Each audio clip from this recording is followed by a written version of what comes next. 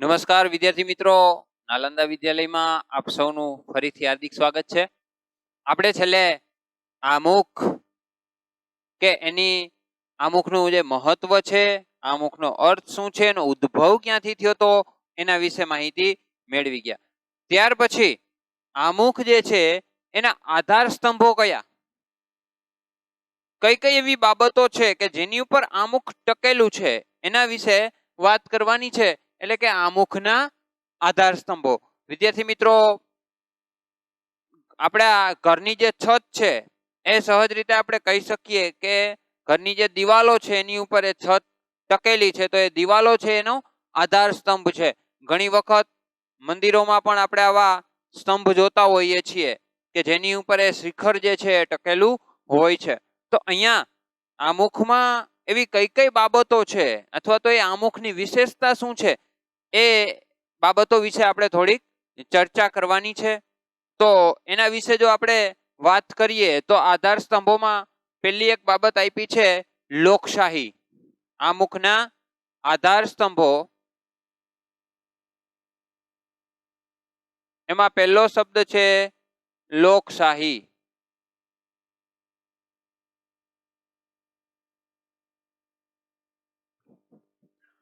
પાઠ્યપુસ્તકમાં પણ ઘણી બધી બાબતોનો સમાવેશ કરેલો છે.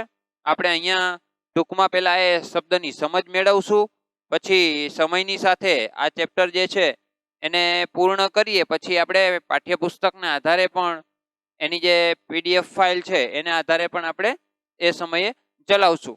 પણ અત્યારે માત્ર જે સમજ છે એનો જો અર્થ શું થાય છે કે લોકશાહી એટલે શું, તો આવા જે બધા શબ્દો છે એને આપણે વિસ્તૃત રૂપે એટલે જ સમજીએ છીએ. તો જો લોકશાહીની વાત કરીએ તો લોકશાહી શબ્દ સૌપ્રથમ કોઈ આપ્યો હોય તેવા એક વ્યક્તિ હતા અબ્રાહમ લિંકન, કે જેમને એ શબ્દ આપેલો. હવે લોકશાહી જેને ઇંગ્લિશમાં આપણે કહીએ તો કે ડેમોક્રેસી,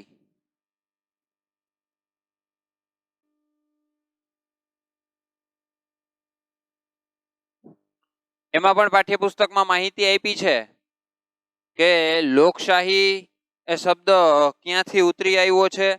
દાખલા તરીકે જે ડેમોક્રેસી છે તો કે મૂળ ગ્રીક શબ્દ છે.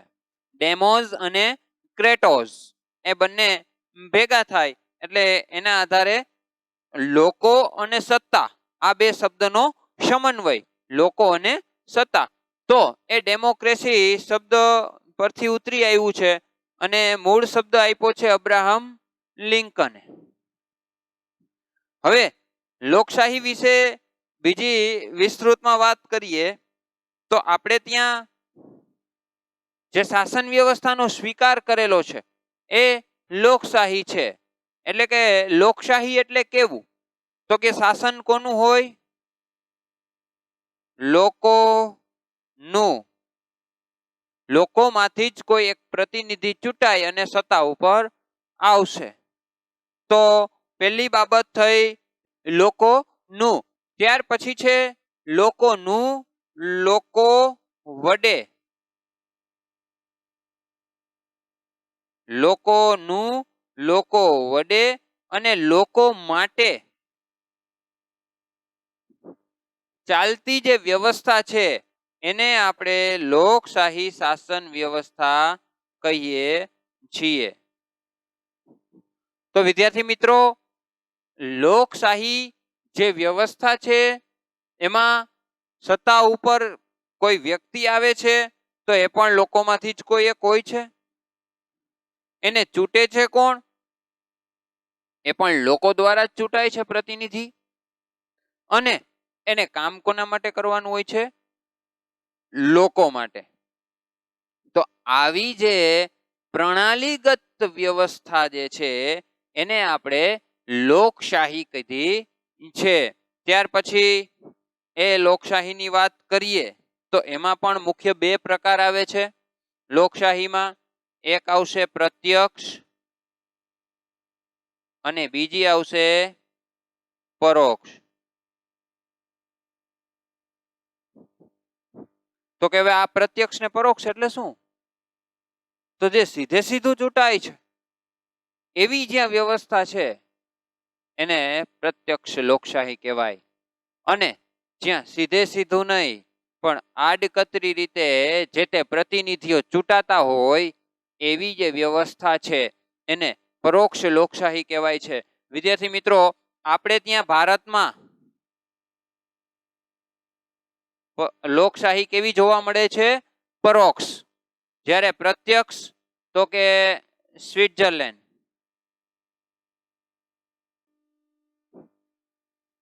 સ્વિટ્ઝરલેન્ડમાં પ્રત્યક્ષ લોકશાહી છે. એટલે કે અહીંયાના જે રાષ્ટ્રપતિ છે એની જે ચૂંટણી થાય એ લોકો જે છે એ પોતે જ એને ચૂંટે છે અને એને મત આપી અને વિજેતા ઘોષિત કરી અને એ સત્તા ઉપર આવે છે. અને જો લોકોને અસંતોષની લાગણી જન્મે તો એને એના પદ પરથી હટાવી પણ શકે છે. આવી જે ક્ષમતા સીધે સીધું સત્તા જે છે એ લોકોના હાથમાં હોય છે. જો પણ આપણે ત્યાં પણ સત્તા જે છે એ લોકોના હાથમાં જ છે, પણ આપણે ત્યાં જે વ્યવસ્થા છે, જે ચૂંટણી થાય છે એમાં લોકશાહી છે કેવા પ્રકારની જોવા મળે છે? પરોક્ષ. શા માટે પરોક્ષ કીધી છે તો એના વિશે પણ થોડીક ચર્ચા કરીએ. દાખલા તરીકે ભારતના રાષ્ટ્રપતિની જો નિમણૂક કરવાની હોય તો ભારતનો દરેક નાગરિક એને મત આપી શકતો નથી.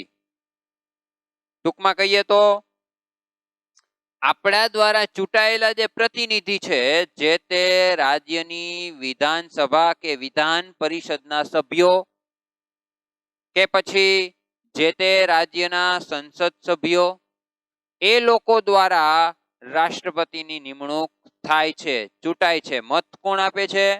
આપણે ચૂંટેલા પ્રતિનિધિ. દાખલા તરીકે આપણા પ્રદેશના કોઈ વિધાનસભાના સભ્ય કે સંસદ સભાના સભ્ય જે છે એ રાષ્ટ્રપતિની ચૂંટણીમાં મત આપવાનો અધિકાર ધરાવે છે, પણ આપણે નહીં. એનો મતલબ શું થયો? આપણે ત્યાં લોકશાહી કેવી છે? પરોક્ષ પ્રકારની. આ વાત થઈ રાષ્ટ્રપતિની. ત્યાર પછી જો વડાપ્રધાનની ચૂંટણી આવે તો આપણા દેશના વડા એટલે કે વડાપ્રધાન છે એ કોણ બનશે એ પણ આપણે લોકો દ્વારા સીધે સીધું જ નક્કી થતું નથી.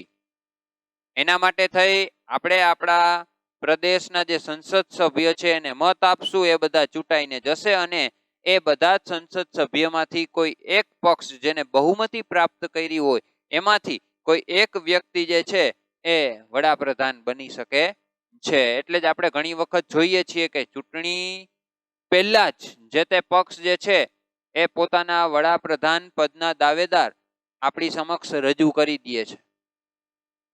તો આવી બધી બાબતોને આધારે આપણે એમ કહી શકીએ કે ભારતમાં જે લોકશાહી છે કેવા પ્રકારની છે? પરોક્ષ પ્રકારની. જ્યારે સ્વિટ્ઝરલેન્ડ જેવા દેશોમાં પ્રત્યક્ષ લોકશાહી જોવા મળે છે. વિદ્યાર્થી મિત્રો, આ વાત છે લોકશાહીની, ચૂંટણીની નહીં. આપણે ત્યાં ચૂંટણી પણ દાખલા તરીકે બે પ્રકારની ચૂંટણી જોવા મળે, મુખ્યત્વે લોકસભા કે રાજ્યસભા. તો એ લોકસભાના જો સભ્યોની વાત કરીએ તો લોકસભાના સભ્યો આપણે જે ચૂંટીએ છીએ એ અહીંયા આપણે કહી શકીએ કે આપણે ત્યાં ચૂંટણી લોકસભાની કેવી રીતે થાય છે? પ્રત્યક્ષ ચૂંટણી થાય છે. લોકો પોતે મત આપી અને પ્રતિનિધિ સભ્યને ચૂંટે છે. એટલે ચૂંટણી કેવા પ્રકારની છે? તો કે લોકસભાની ચૂંટણી છે એ કેવા પ્રકારની છે? પ્રત્યક્ષ. લોકો પોતે મત આપે છે. જ્યારે રાજ્યસભા હોય, રાષ્ટ્રપતિ હોય, એ લોકોની ચૂંટણી થાય અને એ લોકો ચૂંટાય તો એમાં લોકો પોતે મત આપતા નથી. એટલે કે જે પ્રતિનિધિ છે એ મત આપે છે. એટલે આ ચૂંટણી કેવી કહેવાય? પરોક્ષ. પણ અહીંયા આપણે ચૂંટણીની વાત નથી, આપણે લોકશાહીની વાત છે. આપણે ત્યાં પરોક્ષ લોકશાહી અનુભવાય છે, જ્યારે સ્વિટ્ઝરલેન્ડ જેવા દેશોમાં પ્રત્યક્ષ લોકશાહી જોવા મળે છે. ટૂંકમાં અત્યારે હાલમાં જ રાજ્યસભાની જે ચૂંટણી છે એનું વાતાવરણ આપણે ત્યાં જોવા મળ્યું, તો એ આપણને ખબર છે કે જે તે પક્ષના જે ધારાસભ્યો છે એનું મીટિંગનું વાતાવરણ જે છે ગરમાયું હતું. એટલે રાજ્યસભાની કે પછી રાષ્ટ્રપતિની ચૂંટણીઓ હોય એ બધી પ્રતિનિધિઓ દ્વારા થતી હોય છે, એમાં લોકો પોતે ભાગ લઈ શકતા નથી. તો આ વાત થઈ આપણે લોકશાહીની. હજી ઘણી બધી બાબતો આપણા લોકશાહીમાં આપવામાં આવી છે, જેમ કે ધારાસભા, કારોબારી, ન્યાયતંત્ર, એના વિશેની પણ આપણે કારોબારી જે છે જે પણ નિર્ણય લે છે લોકો દ્વારા ચૂંટાઈને આવે છે, એ બધી બાબતોનો આપણે સમાવેશ કરી શકીએ. સાથે સાથે બીજી બાબતો જોઈએ તો એક તો છે સાર્વત્રિક પુખ્ત વય મતાધિકાર, એટલે કે 18 વર્ષની ઉંમર હોય તો જે તે વ્યક્તિ બંધારણની જોગવાઈ અને લાયકાત મુજબ એ મત આપી શકે છે, અને એ સાર્વત્રિક પુખ્ત વય મતાધિકારના આધારે ચૂંટાઈને આવેલો વ્યક્તિ સત્તા ઉપર બેસે છે અને લોકો માટે કામ કરે છે. એટલે કે ચૂંટાઈને આવેલો જે પ્રતિનિધિ છે એ કોના માટે કામ કરશે? લોકો માટે. એનું કામ શું છે? દેશનું શાસન ચલાવવું, અને એ શાસનમાં લોકો જે છે એને સુવિધાઓ, માળખાગત સુવિધાઓ પ્રાપ્ત થાય, લોકો વિકાસ કરે, એ માટેના પ્રયત્નો હાથ ધરવા. તો આવી બાબતો જે છે એ લોકશાહીમાં મહત્વની છે. અને બીજું કે આપણે ત્યાં જે વ્યવસ્થા છે લોકશાહીની, એના વિશે પણ આપણે ફરીથી એકવાર રિપીટ કરીએ તો શબ્દ આપ્યો તો અબ્રાહમ લિંકને, ઇંગ્લિશમાં એને ડેમોક્રેસી કહેવાય, એનો સંધિ વિચ્છેદ કરીએ તો ડેમોસ અને ક્રેટોસ, એટલે કે લોકોના હાથમાં સત્તા. તો અને એનો સર્વસામાન્ય સીધો અર્થ પણ એ જ થાય છે કે લોકોનું લોકો વડે અને લોકો માટે ચાલતી જે શાસન વ્યવસ્થા છે એને લોકશાહી કહેવાય છે. લોકશાહીમાં કોઈ પણ ધર્મનો વ્યક્તિ હોય એ સત્તા ઉપર આવી શકે છે, પણ ચૂંટાઈને આવેલો હોવો જોઈએ. એ લોકશાહીના પણ બે પ્રકાર છે, પ્રત્યક્ષ અને પરોક્ષ. આપણે ત્યાં પરોક્ષ અનુભવાય છે. અને સાર્વત્રિક પુખ્ત વય મતાધિકાર, 18 વર્ષની ઉંમર થાય એટલે આપણે મત આપી શકીએ, અને જે વ્યક્તિ ચૂંટાઈને આવે એ પ્રતિનિધિ તરીકે આવી શકે છે. તો આ વાત થઈ આપણા આમુખના આધાર સ્તંભોમાં લોકશાહી વિશે. ત્યાર પછીની બીજી બાબત છે સમાજવાદી. વિદ્યાર્થી મિત્રો, સમાજવાદી એ આપણે અગાઉના ટોપિકમાં પણ, અગાઉના લેક્ચરમાં પણ આ શબ્દ વિશે માહિતી મેળવી ગયા હતા. સમાજવાદી એ શું છે? એ શબ્દનો અર્થ શું થાય? તો ટૂંકમાં કહીએ તો સમાજવાદી એટલે સામ્યવાદ. આ જ શબ્દનો એક ભાગ છે સમાજવાદ. હવે એમ કેમ કહી શકીએ? તો આપણે જેમ શાસન પ્રણાલી જોઈ અત્યાર સુધીની, એમાં અલગ અલગ પ્રકારની શાસન પ્રણાલી જોવા મળે છે. જેમ કે આપણે જોયું લોકશાહી, ત્યાર પછી બીજી પ્રણાલી આવશે સામ્યવાદી શાસન પ્રણાલી, ત્યાર પછી બીજી જો વાત કરીએ તો સરમુખત્યારશાહી જોવા મળે છે. જર્મની નો એડોલ્ફ હિટલર, એના વિશે પણ આપણે કદાચ જાણી ગયા હશું. તો લોકશાહી છે, સામ્યવાદી શાસન વ્યવસ્થા છે, સરમુખત્યારશાહી છે. તો વળી હજી એક પણ છે જે આપણે ત્યાં વર્ષોથી ચાલી આવતી હતી, રાજાશાહી. બરોબર? તો આમ અલગ અલગ પ્રણાલીગત વ્યવસ્થા જે છે એના વિશેની વાત કરીએ તો આપણે ત્યાં લોકશાહી છે, લોકોનું, લોકો વડે, લોકો માટે ચાલતી વ્યવસ્થા. હવે આ સમાજવાદ શું છે અને સામ્યવાદ શબ્દ શું છે, એને જો સમજવો હોય તો સામ્યવાદ કે સમાજવાદનો એક સીધો અર્થ થાય સમાન વહેંચણી. એ પછી આર્થિક, રાજકીય કે પછી સામાજિક, ત્રણેય ક્ષેત્રમાં આર્થિક સમાન વહેંચણી થાય એ માટેના પ્રયત્ન હાથ ધરવા એક એવી વ્યવસ્થા, એટલે એને કહેવાય સામ્યવાદ અથવા તો સમાજવાદ. હવે વિદ્યાર્થી મિત્રો, જો આપણે આમાં આગળ વાત કરીએ તો સમાજવાદનો સીધો અર્થ થાય કે સમાનતા લાવવાના પ્રયત્ન. પણ આ સમાજવાદ અને સામ્યવાદ એ બંનેમાં થોડોક ફરક છે, એટલે કે થોડોક ફેર છે. હવે કેવો ફેર? તો કે અત્યારે જ આપણું જે પાડોશી દેશ છે ચીન, ત્યાં ઈસવીસન 1949માં માઓ ત્સે તુંગ નામના વ્યક્તિએ એક ક્રાંતિ કરી, જેને સામ્યવાદી ક્રાંતિ કહેવાય છે. 1949 પહેલા ચીનના જે પ્રદેશો છે અથવા તો ચીન દેશ છે, ત્યાં યુરોપિયન દેશો જે છે એનું પ્રભુત્વ હતું.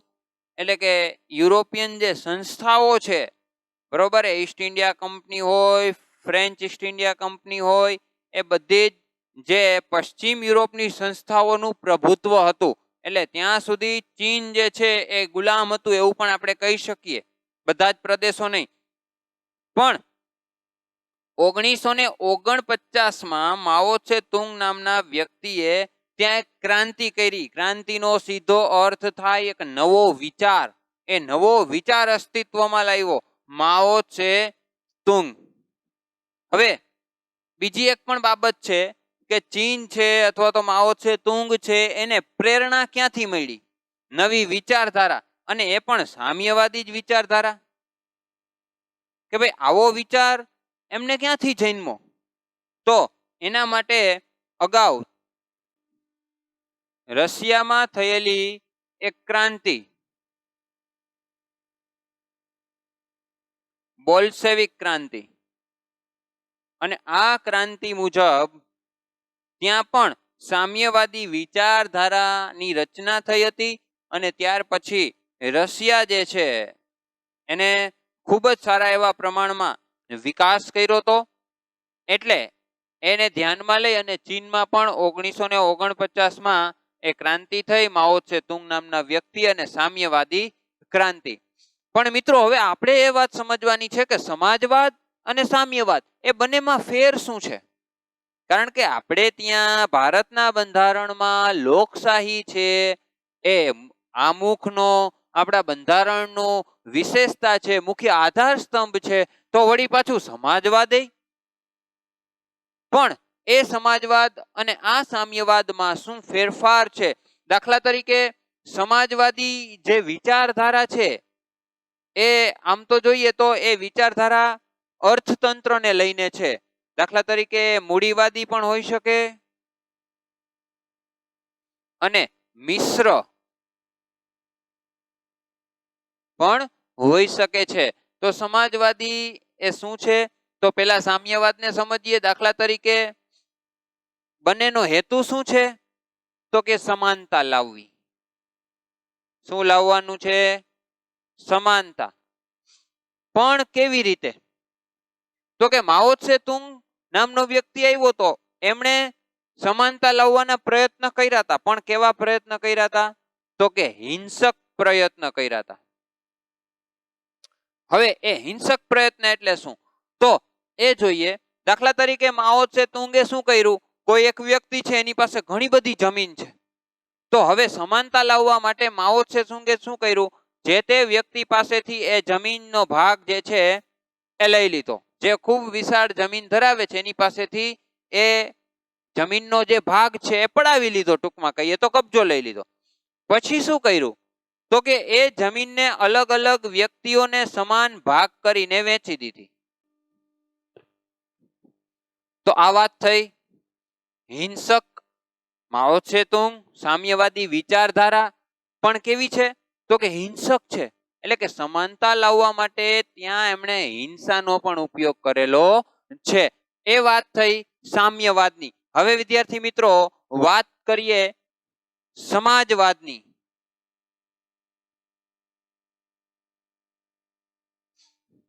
તો કે સમાજવાદ એટલે શું?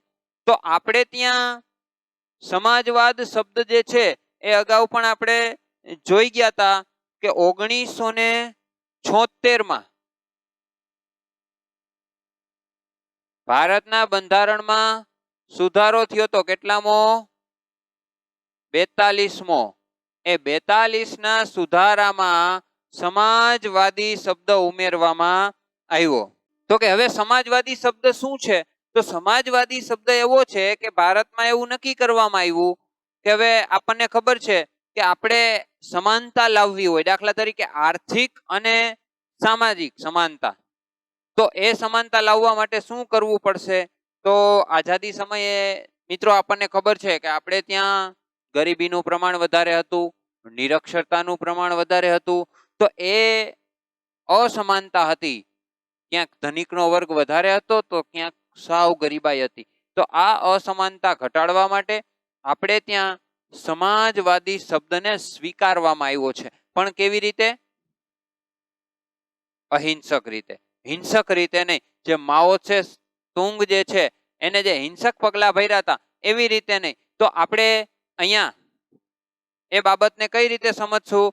તો કે જે ધનિક વર્ગ છે, આપણે બધા જે આવક છે, તો એ આવકમાંથી અમુક ભાગ સરકાર જે છે એ મોટા ઉદ્યોગપતિઓ પાસેથી ટેક્સ લે છે, કર વસૂલે છે.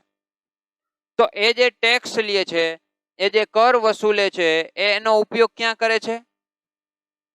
માળખાગત સુવિધાઓમાં, પાયાકીય સુવિધાઓ, એટલે કે બેંક, વીજળી, પીવાલાયક પાણી, રોડ, રસ્તા, રેલવે, આ બધી જ સુવિધાઓ કેવી છે? માળખાકીય સુવિધા. તો દેશના નાનામાં નાના વર્ગને આ સુવિધાઓ સરળતાથી પ્રાપ્ત થાય એ માટેની અસમાનતા ઘટાડવા માટે સરકારે આ શબ્દ જે છે એટલે કે સમાનતા લાવવા માટે સમાજવાદી શબ્દ જે છે એ 42માં સુધારામાં 1976માં એ શબ્દને સ્વીકાર્યો છે. હવે આ શબ્દ જે છે સમાજવાદ એ ક્યારે આપણે ત્યાં અસ્તિત્વમાં આવ્યો? તો એમ કહેવાય છે 1955માં કોંગ્રેસનું એક અવાડી સત્ર કહેવાય છે. 1955માં એ અવાડી સત્ર એ કે કઈ જગ્યાએ જોવા ભરાયું હતું અવાડી સત્ર? તો કે ચેન્નઈમાં.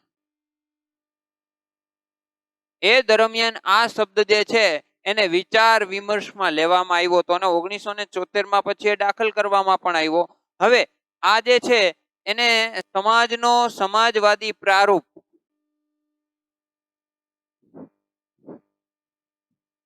તો આવી રીતે એ શબ્દ જે છે એને 1955માં અવાડી સત્ર દરમિયાન એના ઉપર ચર્ચા વિમર્શ કરવામાં આવ્યો અને અંતે સમય જતા 1976ના બંધારણના 42 સુધારામાં એ સમાજવાદી શબ્દ જે છે એને એડ કરવામાં આવ્યો હતો.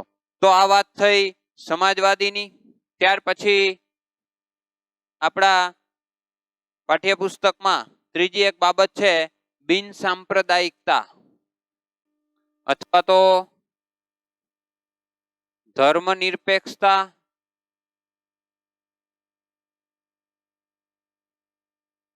કે પંથ નિરપેક્ષતા તરીકે પણ એ શબ્દને લઈ શકીએ. તો વિદ્યાર્થી મિત્રો આ બિન સાંપ્રદાયિકતા શું છે અથવા તો ધર્મ નિરપેક્ષતા શું છે એના વિશે થોડીક બાબતોની આપણે જો ચર્ચા કરીએ તો આપણે ત્યાં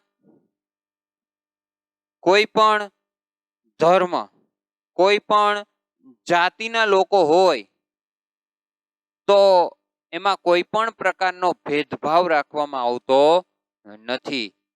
આ એનો એક સીધો અર્થ છે. કોઈ પણ પ્રકારનો પક્ષપાત રાખવામાં નથી આવતો. સરકાર શ્રી દ્વારા યોજનાઓ જાહેર કરવામાં આવે તો એ કોઈ પણ ધર્મ કે જાતિ કે જ્ઞાતિનો એમાં ભેદભાવ જોવા મળતો નથી.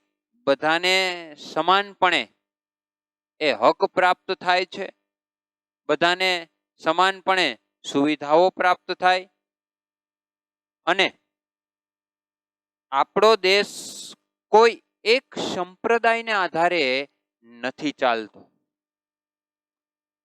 કે એવું પણ નથી કે કોઈ એક જ સંપ્રદાય છે એ સત્તા ઉપર આવે. આપણે ત્યાં સત્તા ઉપર આવનાર વ્યક્તિ કોઈ પણ ધર્મનો, કોઈ પણ જાતિનો કે કોઈ પણ જ્ઞાતિનો હોઈ શકે છે. એ પછી હિન્દુ હોય, મુસ્લિમ હોય કે ક્રિશ્ચન હોય કે ઈસાઈ, શીખ, કોઈ પણ જાતિના લોકો જે છે એ સત્તા ઉપર આવી શકે છે અને લોકો માટેના જે કાર્ય છે એ કરી શકે છે. બીજી એક બાબત છે વિદ્યાર્થી મિત્રો કે ભારતના નાગરિકને કોઈ પણ ધર્મ પાળવાની, એનો પ્રચાર પ્રસાર કરવાની સંપૂર્ણ સ્વતંત્રતા છે. કોઈ પણ બાબતમાં રાજ્યની બાબત હોય તો એમાં કોઈ પણ એક ધર્મ કે સંપ્રદાયને લઈને કોઈ પણ નિર્ણય લઈ શકાતો નથી. એ બધા જ દરેક ધર્મ અને દરેક સંપ્રદાયને સાથે રાખવાના હોય છે. એટલે આપણે ત્યાં બિન સાંપ્રદાયિકતા એવા શબ્દનો ઉપયોગ થાય છે. ત્યાર પછી કોઈ પણ ધર્મના વ્યક્તિ સાથે કોઈ પણ પ્રકારનો ભેદભાવ રાખી શકાતો નથી, અને બધા જ એ રાજકીય રીતે, સામાજિક રીતે સમાન હોવા જોઈએ એવી એક વિચારધારા, એટલે એ બિન સાંપ્રદાયિકતા છે. બીજી બાબતોની જો ચર્ચા કરીએ તો આ બિન સાંપ્રદાયિકતા જે શબ્દ છે એ પણ 1976માં 42માં સુધારા મુજબ એને ઉમેરવામાં આવ્યો હતો. એટલે કે સત્તા ઉપર પણ આપણે ત્યાં કોઈ પણ ધર્મનો વ્યક્તિ જે છે એ આવી શકે છે. બીજું આપણે અમુક બાબતો જોઈએ તો સર્વ ધર્મ સમભાવ અને સર્વ ધર્મ સમદ્રષ્ટિ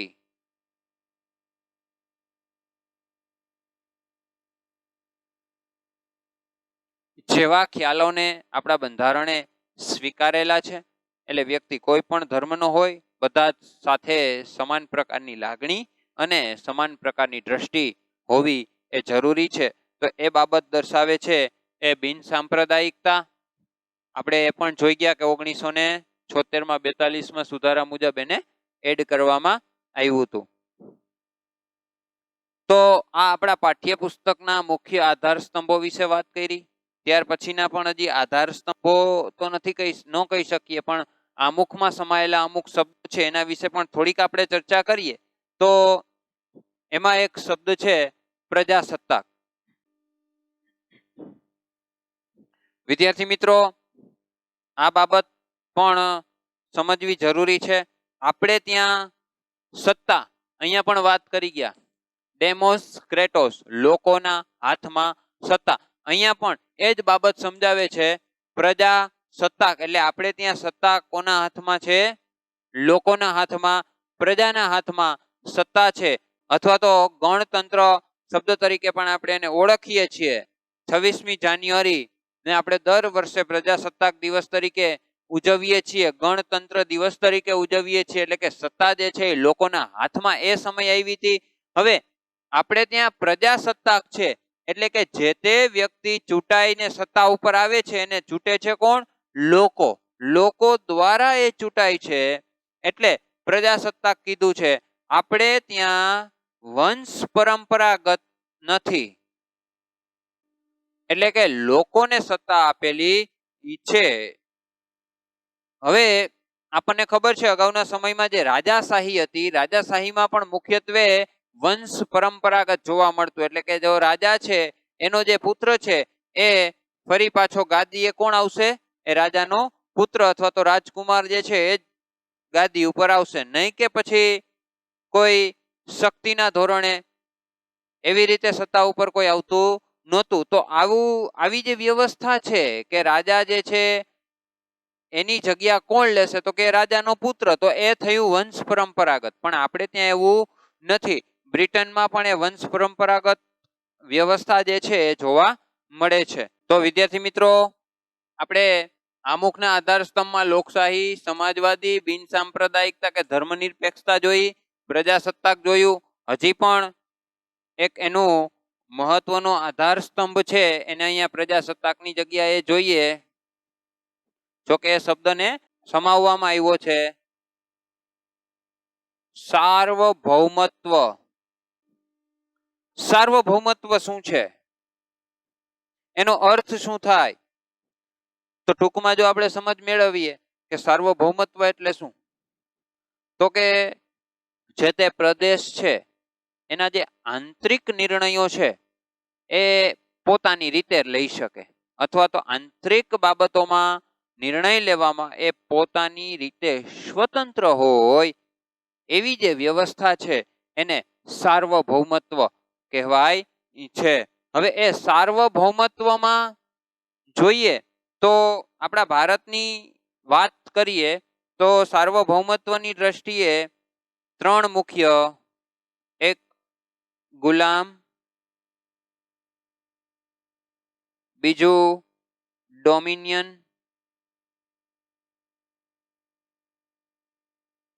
અને ત્રીજું સંપૂર્ણ સ્વતંત્ર.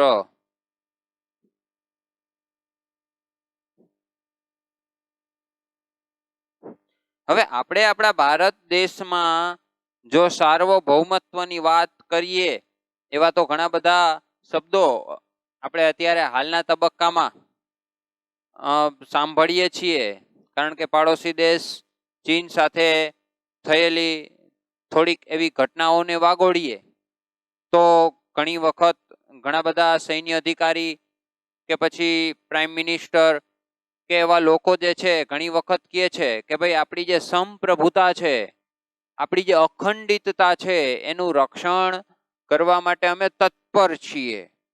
તો એ જ સાર્વભૌમત્વ છે કે જે તે પ્રદેશની આંતરિક બાબતોમાં નિર્ણય લેવાની જે સત્તા છે એ આપણી પોતાની પાસે હોય છે. દાખલા તરીકે જમ્મુ કાશ્મીરમાં 370ની કલમ જ્યારે હટાવી એ સમયે આંતરરાષ્ટ્રીય ક્ષેત્રે અમુક દેશોમાં એનો વિરોધ જોવા મળેલો, પણ એ સમયે ભારતના પ્રતિનિધિઓનો વળતો જવાબ હતો કે ભાઈ જમ્મુ કાશ્મીર એ અમારી આંતરિક બાબત છે અને આંતરિક બાબતમાં ફેરફાર કરવાની સત્તા અમારી પાસે છે. તો આવી બાબતો જે છે એ સાર્વભૌમત્વ દર્શાવે છે. વિદ્યાર્થી મિત્રો, આપણે ભારતના ઇતિહાસમાં જોઈએ તો આપણે ગુલામ પણ રહી ચૂક્યા છીએ. ઈસવીસન 1857નો વિપ્લવ અને ત્યાર પછી ઈસ્ટ ઇન્ડિયા કંપની કે બ્રિટિશ શાસન દરમિયાન એટલે કે 1946 સુધી આપણું ભારત છે એ ગુલામ રહી ચૂક્યું છે. તો આપણે એનો પણ અનુભવ કરેલો છે. ત્યાર પછીનો શબ્દ છે ડોમિનિયન. ડોમિનિયન એટલે શું? આમ તો આખો શબ્દ છે ડોમિનિયન સ્ટેટ્સ, સંસ્થાનિક સ્વરાજ્ય એટલે ડોમિનિયન સ્ટેટ્સ. તો વિદ્યાર્થી મિત્રો, આપણે 1946માં 1946 થી લઈ અને 47 સુધી, આમ તો 47 સુધી અને 47 પછી તો આપણે જો કે સ્વતંત્ર થઈ ગયા હતા, પણ હજી બંધારણ ઘડાયું નહોતું. તો એ સમયગાળા દરમિયાન આપણે ડોમિનિયન સ્ટેટ્સ મીન્સ કે સંસ્થાનિક સ્વરાજ્ય. હવે આ સંસ્થાનિક સ્વરાજ્યનો આપણા ભારતમાં ક્યારે શબ્દનો ઉમેરો થાય છે તો આપણને ખબર છે કે ઈસવીસન 1929માં જે નહેરુ રિપોર્ટ તૈયાર થયો હતો એ સમયે, અથવા તો ત્યાર પહેલા પણ સંસ્થાનિક સ્વરાજ્યની માંગ છે જે જોવા મળી હતી. પણ જ્યારે નહેરુ અહેવાલ તૈયાર થયો એ અંગ્રેજોને સોંપવામાં આવ્યો, પરંતુ એ સમયે મુસ્લિમ લીગના વિરોધને કારણે અંગ્રેજોએ એ સ્વીકાર્યો નહીં. અને ત્યાં સુધી આપણે કીધું ને કે આઝાદી માટેના 2 તબક્કા હતા. પહેલો તબક્કામાં આપણે સંસ્થાનિક સ્વરાજ્યની માંગ કરતા હતા, પણ 30 ડિસેમ્બર 1929ના રોજ રાવી નદીને કિનારે, લાહોરમાં આવેલી રાવી નદીને તટે જે સંપૂર્ણ સ્વતંત્રતાના સોગંદ લીધા, પૂર્ણ સ્વતંત્રતાના સોગંદ ત્યારબાદ હેતુ છે એ બદલાયું, લક્ષ્ય છે એ બદલાયું અને બીજો તબક્કાની જે શરૂઆત થઈ, બરોબર, ત્યારથી એ ડોમિનિયન સ્ટેટ કે સંસ્થાનિક સ્વરાજ્ય જોવા મળતું નહોતું. ત્યારબાદ પણ 1946માં બંધારણ સભા ઘડવાની હતી અથવા તો કેબિનેટ મિશનના નિયમ મુજબ, એમના વિચારો મુજબ જે ચૂંટણી થવાની હતી એ સમયગાળા દરમિયાન આપણે ત્યાં સંસ્થાનિક સ્વરાજ્ય આપણે સ્વીકારેલું છે અને 1947 પછીથી આપણે ત્યાં સ્વતંત્રતા એટલે કે આઝાદી જે છે એ પ્રાપ્ત કરી છે.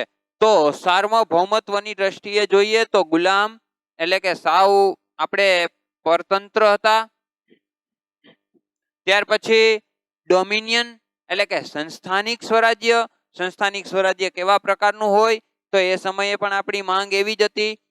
જ્યારે પ્રથમ તબક્કાની વાત કરીએ તો કે ભાઈ આંતરિક બાબતો જે છે જે તે રાજ્યમાં કદાચ જે તે સંસ્થા વહીવટ ચલાવે, પરંતુ ઉપર કેન્દ્રમાં તો એ નહીં, એ બ્રિટિશ સરકાર જે છે એ જ ચલાવે.